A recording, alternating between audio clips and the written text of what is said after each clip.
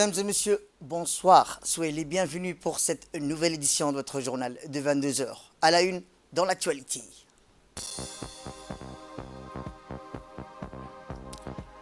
À la une, dans l'actualité, direction le Sud, l'élaboration de la stratégie nationale de santé communautaire 2024-2028 s'est tenue dans la région de Dikil.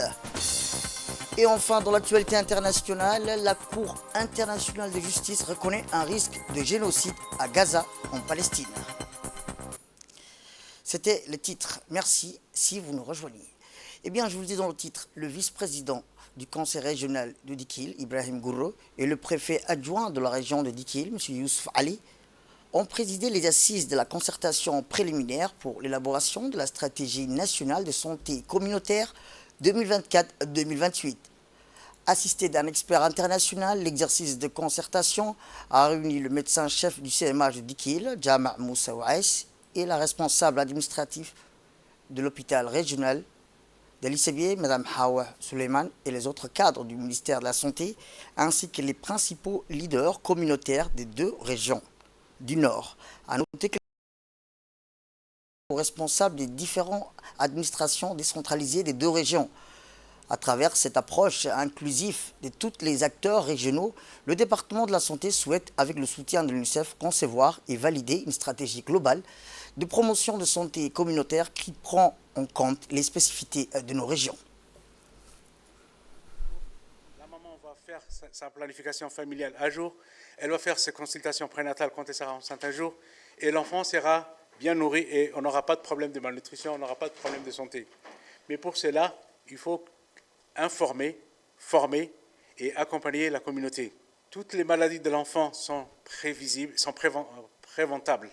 Ça veut dire que si on fait les bonnes pratiques, les enfants seront moins malades. Un enfant qui est vacciné a plus de chances qu'un enfant qui n'est pas vacciné face aux maladies. Et ça, ce n'est pas au niveau des hôpitaux, ce n'est pas au niveau des centres de santé, mais c'est dans la communauté. Nous avons commencé à avoir cette discussion il y a très longtemps. Malheureusement, quand on a voulu commencer à faire le travail, Covid est arrivé, Covax est arrivé, nous avons pris un peu de retard. Et heureusement, nous avons repris.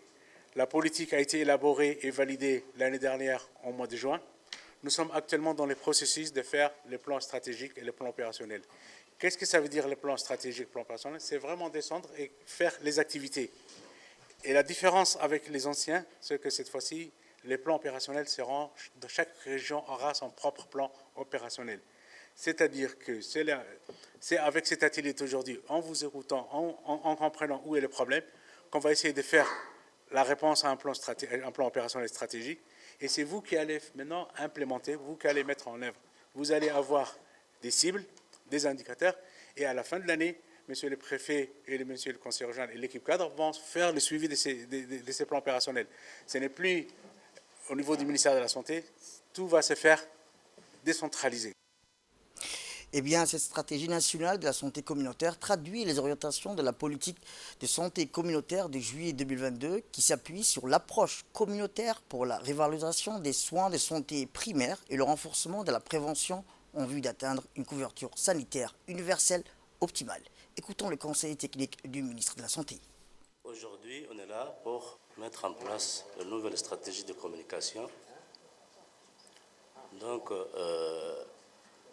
l'objectif de cet atelier, c'est que le ministère de la Santé, il prend en charge dans toutes les structures sanitaires du pays toutes les personnes qui sont malades, mais le ministère de la Santé, à lui seul, il ne peut pas régler les problèmes de santé de la population sans la participation de la population.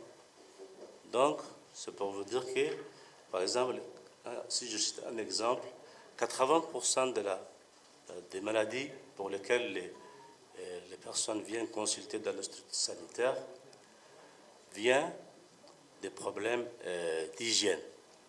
Donc, ça veut dire que le problème d'hygiène ne peut pas se régler au niveau des hôpitaux, mais c'est au niveau de la communauté que ce problème peut se régler si la communauté participe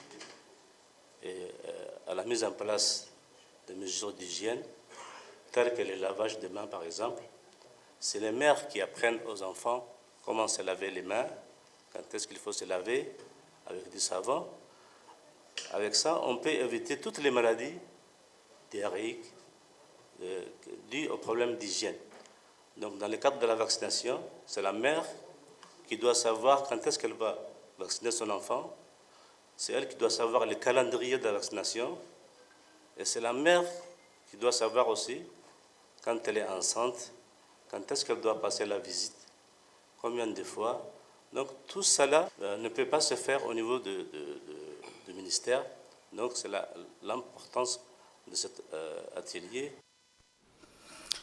On reste toujours dans le sud où un atelier d'échange qui avait pour objectif d'échanger des informations et partager des expériences sur la collaboration ainsi que sur la mise en œuvre des actions convenues lors de la réunion qui s'est tenue du 24 au 25 janvier à Dikil à l'hôtel Gobet. Avec la participation d'une trentaine des participants des deux pays grâce à la facilitation de l'équipe de l'IGAD, cette réunion transfrontalière entre l'Éthiopie et Djibouti est l'une des étapes clés de la subvention de l'IGAD et du Fonds mondial. Les participants qui ont participé à l'atelier sont des prestataires de soins de santé travaillant dans des établissements de santé situés au point frontalier. Sport à présent, où la Fédération djiboutienne de volleyball a lancé hier soir la nouvelle saison du championnat national au complexe sportif du Roi Fahad. L'événement a débuté de manière traditionnelle, avec un défilé de 8 équipes participantes créant une atmosphère électrique d'anticipation. Ces 8 formations se préparent à s'affronter tout au long de la saison, promettant des matchs palpitants et une compétition féroce. Le match d'ouverture a mis en scène les 2 meilleures équipes de la saison précédente à un véritable festival de talent et de détermination. Les joueurs ont offert un spectacle captivant, suscitant des applaudissements nourris et passionnés de la part des supporters enthousiastes présents en masse. L'événement a été honoré par la présence des personnalités dont le directeur de formation de l'ANPS, M. Saïd Ali, le directeur des sports du secrétariat d'État à la Jeunesse du sport, Abshel Ali, le vice-président de la Fédération djiboutienne de volleyball, Mohamed Ahmed, parmi d'autres responsables et distingués. C'est dans ce cadre dynamique et animé que la Fédération djiboutienne de volleyball donne le coup d'envoi de la saison 2024-2025. Nous avons revu la stratégie et en concertation, en collaboration avec la Fédération de volleyball, nous avons lancé le championnat national sous forme d'un championnat avec des matchs aller et retour. Et pour cette édition, nous avons 8 équipes qui se sont engagées dans ce championnat national de volleyball. Ils ont défilé tout à l'heure devant nous et nous souhaitons redynamiser la pratique du volleyball ici en République de Djibouti.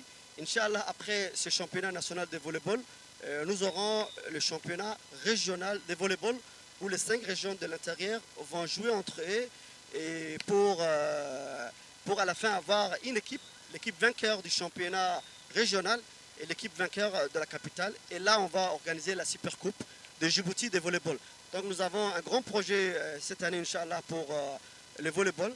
Et nous espérons que la fédération, en collaboration avec les clubs et les responsables techniques, vont relever ces défis. Et nous, au niveau du département, nous allons les appuyer à 100%.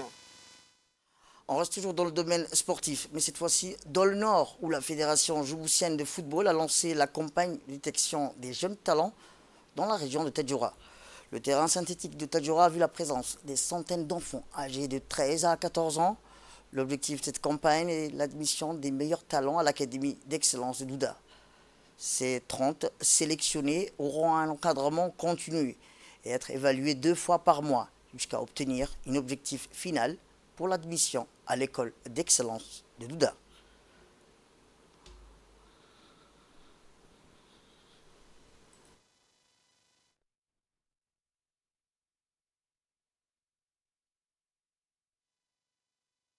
Pour donner la chance à tous les jeunes nés en 2011 et 2012 de la ville de la région à faire en sorte d'être observés et pour qu'à terme on puisse recueillir les 30 meilleurs joueurs et joueuses de la région et pouvoir les entraîner régulièrement toute l'année et pour les meilleurs leur donner la chance d'accéder à l'Académie d'excellence nationale qui ouvrira en septembre à Douda. Voilà. Donc vraiment très heureux d'être ici, un réel engouement depuis tôt ce matin, des centaines d'enfants présents et vraiment très très heureux de passer cette journée ici.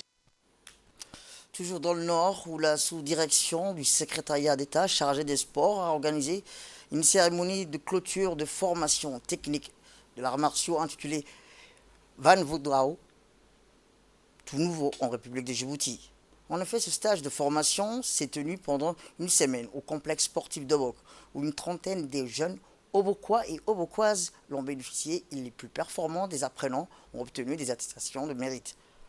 Cette cérémonie qui a vu la participation des autorités locales, notamment le préfet de la région d'Obok, Moussa Aden-Migné, le représentant du conseil régional, Mohamed Hamadou, le responsable de la CNSS d'Obok, le sous-directeur du secrétariat d'État du sport d'Obok, ainsi que d'autres partenaires. Par ailleurs, la délégation conduite par le préfet d'Obok a procédé également à la plantation d'arbres dans la cour de complexe afin que cet espace de divertissement soit attrayant. Enfin, le responsable du secrétariat d'État du sport d'Obok tient à remercier le préfet d'Obok pour son appui constant à la promotion du sport et le maître Mustafa Mohamed, président du club Van Vado, pour avoir décentralisé ce sport novatrice afin de former les jeunes Obokois.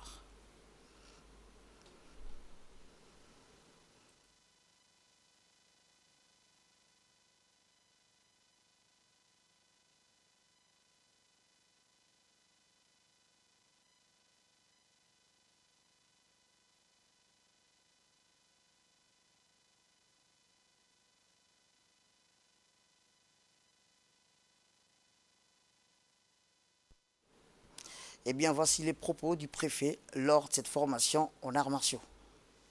Nous venons de clôturer une semaine intense, une semaine de formation aux arts martiaux pour les jeunes Obokois.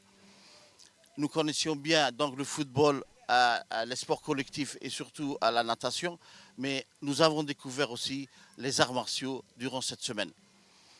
Les jeunes d'Obok ont, pour la première phase bien sûr, ont appris qu'est-ce que c'est la discipline et la rigueur. Car tous les matins, ils se sont réveillés à 5 heures du matin. Les arts martiaux ne forment pas seulement le corps, mais surtout l'esprit. Et j'espère que la rigueur et la discipline apprises durant cette semaine vont rejaillir surtout dans la vie quotidienne de ces jeunes et surtout dans leurs études. Dans l'actualité internationale, le Conseil de sécurité de l'ONU se réunira mercredi pour se pencher sur la décision de la Cour internationale de justice qui a appelé Israël à pencher et empêcher tout acte éventuel de génocide à Gaza, a annoncé la présidence française du Conseil. La réunion qui aura lieu mercredi à 16h a été demandée par l'Algérie en vue de donner un effet exécutoire au prononcé de la Cour internationale de justice sur les mesures provisoires qui s'imposent à l'occupation israélienne qui avait indiqué plus tôt dans la journée le ministère algérien des Affaires étrangères. La plus haute juridiction de l'ONU, saisie par l'Afrique du Sud, qui estime qu'Israël viole la Convention des Nations Unies sur le génocide, qui a également demandé à Israël de prendre des mesures immédiates pour permettre la fourniture de l'aide dont les Palestiniens ont un besoin urgent. Toujours, la Cour internationale de justice des Nations Unies reconnaît un risque de génocide à Gaza. Poursuivi en justice pour génocide par l'Afrique du Sud, l'État hébreu a essuyé des critiques sévères de la part de la Cour de justice des Nations Unies qui a rendu son verdict hier. Les 17 juges de Cour internationale de justice ont reconnu en majorité qu'il existe un risque réel et imminent qu'un préjudice irréparable soit causé à la population de la bande de Gaza avant d'ordonner une série de mesures d'urgence contraignantes pour l'État hébreu. Le juge Johan, président de la Cour internationale de justice, a déclaré que l'État d'Israël doit prendre toutes les mesures en son pouvoir pour prévenir et punir l'incitation directe et publique à commettre un génocide à l'égard des membres du groupe palestinien dans la bande de Gaza. Par 16 voix contre une, l'État d'Israël doit prendre des mesures immédiates et efficaces pour assurer la fourniture des services de base et de l'aide humanitaire dont les Palestiniens de la bande de Gaza ont un besoin urgent, afin de remédier aux conditions de vie difficiles auxquelles ils sont confrontés. Cependant, les juges des institutions internationales se sont abstenus et n'ont pas appelé à un arrêt immédiat de l'offensive israélienne, alors que cette mesure phare était très attendue. Le ministre israélien de la Défense a accusé l'Afrique du Sud antisémite à la suite de la plainte déposée pour génocide à l'encontre de l'État hébreu. Eh bien, c'est quoi la Cour internationale de justice? Eh bien, la Cour internationale de justice est basée à La Haye, aux Pays-Bas. Elle a été fondée en 1945 pour régler les différends entre États. À cet égard, la Cour est chargée de statuer conformément aux dispositions du droit international sur les différends juridiques survenant entre États et de donner des avis consultatifs sur les questions juridiques qui peuvent lui être soumises par les organes des Nations Unies et ses institutions spécialisées. La Cour peut statuer sur deux types d'affaires. Les affaires contentieuses, qui sont des différends juridiques entre États, et les procédures consultatives, qui sont des demandes d'avis consultatifs sur des questions juridiques qui lui sont soumises par les organes des Nations Unies et certaines institutions spécialisées. Le tribunal est composé de juges indépendants élus parmi des personnes de haute moralité qui possèdent dans leur pays les qualifications requises pour accéder aux plus hautes fonctions judiciaires, ou parmi des législateurs reconnus compétents en droit international, est-ce qu'elle soit leur nationalité. Les arrêts de la Cour internationale de justice sont définitifs. Il n'y a pas de possibilité d'appel. Il appartient aux États concernés d'appliquer des décisions de la Cour dans leur juridiction nationale. Ils sont soumis à un rapport annuel sur les activités de l'Assemblée générale des Nations unies à New York.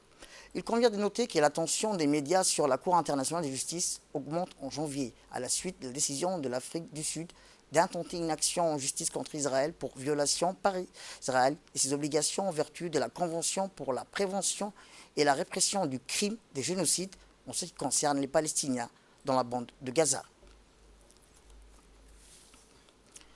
Sport dans l'actualité internationale. Eh bien, le Nigeria croisera le Cameroun dans quelques minutes en huitième de finale de la CAN 2023 en Côte d'Ivoire.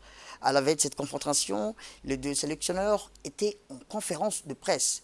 José Peseiro, le sélectionneur des Super Eagles, annonce qu'il est ici pour gagner. Le Cameroun, avec ses lions indomptables, ne lui font pas peur, a-t-il déclaré.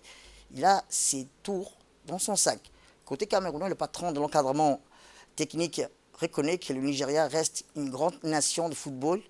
Ils se connaissent, a-t-il rappelé.